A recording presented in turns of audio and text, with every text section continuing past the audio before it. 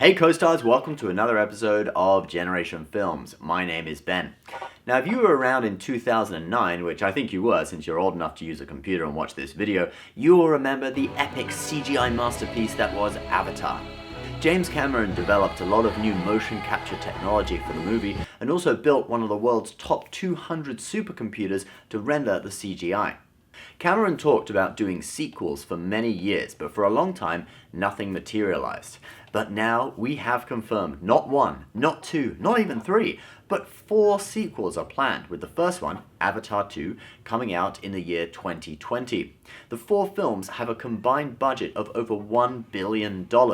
But Cameron has said that if Avatar 2 and 3 don't do well enough, he'll leave it as a trilogy and won't make 4 and 5. So what has Cameron been doing all this time? Well, the same thing that he was doing in the years before Avatar 1 came out, developing new technology. Avatar 1 relied heavily on motion capture technology, and Cameron wants to use this again, but this time underwater, with characters exploring the planet Pandora's oceans. This means he has to work out new techniques because water distorts light and thus distorts the position of motion capture markers for the camera. But he has solved the problem and carried out the first successful test of his new underwater motion capture rig on November 14th, 2017. Cameron himself even said, basically when you add water to any problem, it just gets 10 times harder. No, wait!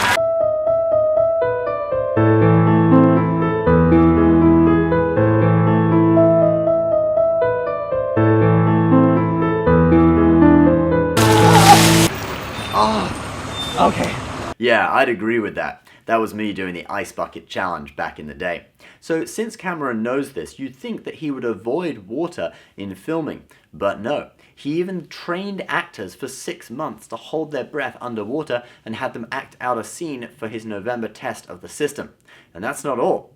Cameron actually had a one-of-a-kind deep-sea submarine built so that he could go on a one-man deep-sea mission to the bottom of the Mariana Trench, the deepest point on Earth, 11 kilometers or 7 miles below the ocean's surface. And he planned to collect footage to use in one of the Avatar sequels. Strange, because his footage of the bottom of the ocean looked like this. Okay, I guess it was a research trip and the footage won't actually be in the movie, but the journey served as inspiration. Part of exploration is storytelling. In addition to taking the science data and the samples, you've got to take pictures and you've got to come back and you've got to tell the story. Not just the science story and not just the things the pictures are already telling you, but the story of what it felt like to go down there and to bear witness with your own eyes to something that nobody had ever seen before. That's the true spirit of exploration. A dive to the bottom of the trench hasn't been done since 1960. When US Navy Lieutenant Don Walsh and Jacques Piccard took the Italian-designed submarine the Trieste to the bottom of the trench. And Cameron actually employed Don on his team for the dive. In addition to the underwater stuff, there were rumors that Cameron wanted the Avatar sequels to feature 3D technology that didn't require glasses, but Cameron has since confirmed that this kind of technology is still many years away. Filming on the movies started last year and the films will feature 7 child actors. Oh, and Sigourney Weaver will also come back, despite the fact that her character died in the first movie. Apparently James Cameron said to her that no one ever really dies in sci-fi. I don't know, maybe she'll come back as a Force ghost, you know, like Obi-Wan or Tupac Shakur. There's a lot of pressure on Cameron to deliver. Many feel the first movie was so successful simply due to the groundbreaking nature of its production, and it would be a tough act to follow. Avatar 1 is the highest grossing movie of all time, bringing in $2.7 billion. So even if the sequels do just half as well as the first movie, they'll still make it into the top 10 highest grossing movies of all time.